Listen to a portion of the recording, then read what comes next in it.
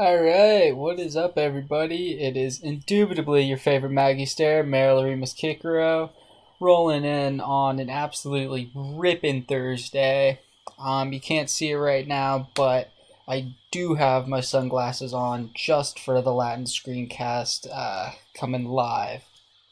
For today, we're going to be digging into the Aeneid, lines 305 to 314, and this is going to be at the crossing of Styx and the Underworld, and they're going to be talking about what Aeneas is seeing down there, which is really just going to be a lot of people who want to cross into the Underworld. It's kind of a sad sight, but we have a really beautiful metaphor that's going to explicate all this, and it's super nice. Let's get going. So, you may notice all the athletes, but it's no laughing matter. So we're going to start with Hook, which is here. All the crowd was rushing, streaming to the shores, which is kind of a nice juxtaposition there. The streaming with the shores, because you have to go across the stream to get there. That's a bit of a poetic translation of Efusa.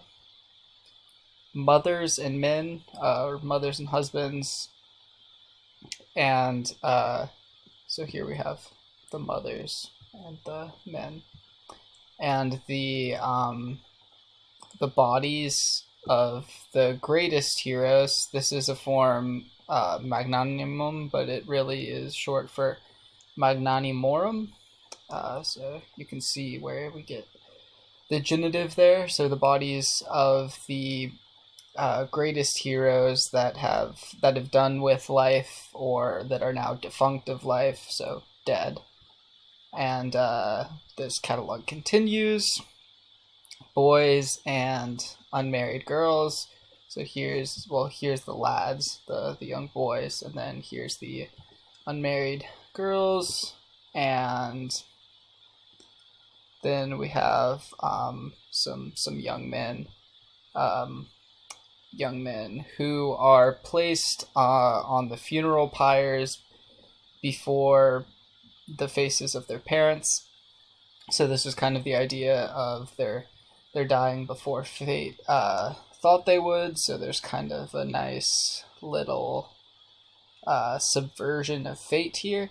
So these verses and this kind of catalog of people is, as my boy Fries would say, repeated from the Georgics, and there's also a passage in the Odyssey that suggests this sort of passage, and so Virgil emphasizes it for the pathos, and just some Doctus Poetus stuff, I guess. It's not enough for us mere mortals to understand. So here we're going to go into this epic metaphor. It's super full of foreign content. It's pretty awesome. So let's go right in.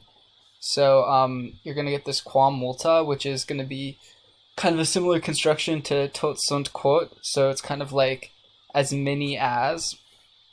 So it's talking about those people there, and it's saying how many people are trying to get into the underworld. So it's as many as leaves fall, having dropped in the woods with the first frost of autumn, or... So we have that beautiful imagery, a little Bob Ross autumn kind of thing going on, some pumpkin spice.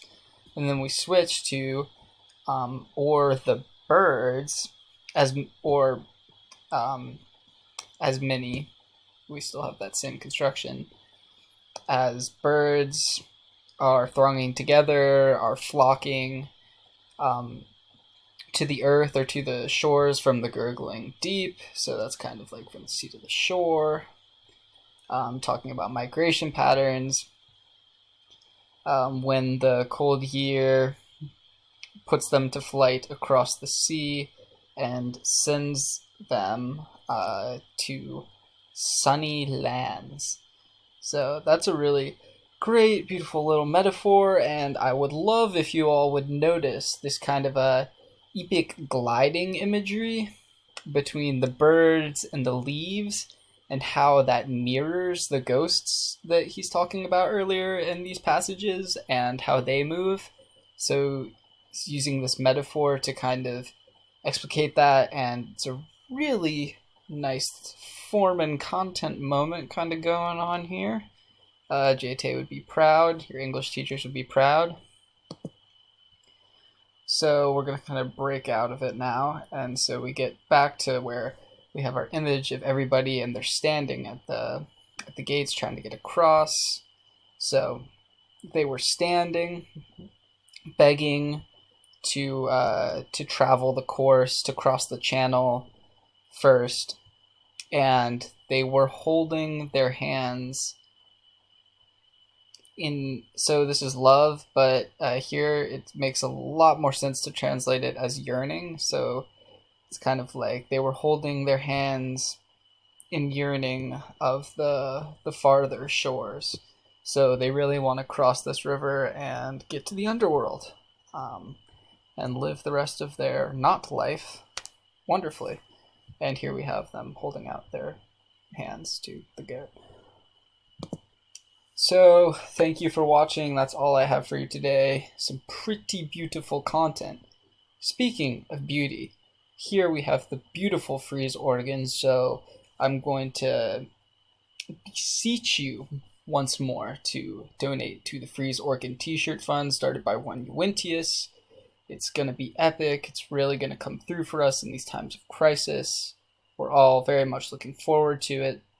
So like, subscribe, favorite, turn on those notifications, smash that MF like button. But before you leave, there is one critical issue that we have to get to, and that is on this ripping Thursday, it is also the birthday of one of our own, one Livia. And so I would like you to join me in celebrating.